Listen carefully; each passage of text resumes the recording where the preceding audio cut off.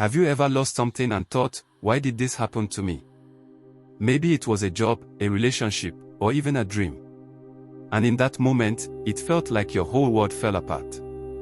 You cried. You questioned. You prayed. But nothing made sense. Let me tell you the truth, sometimes what feels like a loss is actually a blessing in disguise. Yes, it hurts.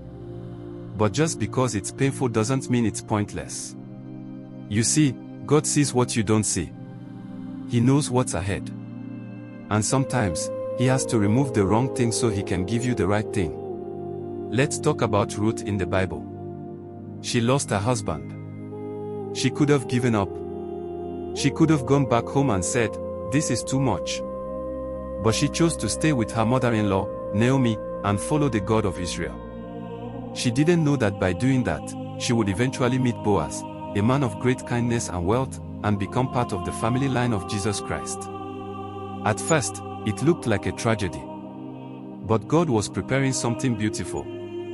The same thing can happen in your life. That job you didn't get. Maybe God was protecting you from a toxic environment. That person who walked away. Maybe God was clearing the way for someone who would truly love and value you. Isaiah 55 verses 8 to 9 says, "For my thoughts are not your thoughts, neither are your ways my ways, declares the Lord. As the heavens are higher than the earth, so are my ways higher than your ways." God sees the whole picture. We only see one piece. Here's another story, Joseph. He was thrown into a pit, sold into slavery, and thrown into prison. For years, it looked like his life was going in the wrong direction. But all of it, every step, was leading him to the palace, where he would become a leader and save an entire nation from famine. Genesis 50 verse 20 says, "You meant evil against me, but God meant it for good." So if you're facing a disappointment today, if something didn't work out the way you hoped, I want you to hear this clearly. It's not the end of your story. God may be setting you up for something far better than you expected. Maybe you've been praying and it feels like heaven is silent. But silence isn't absence. God is still with you. He's still working behind the scenes. He's not punishing you, He's preparing you. Romans 8 verse 28 reminds us. And we know that in all things God works for the good of those who love Him.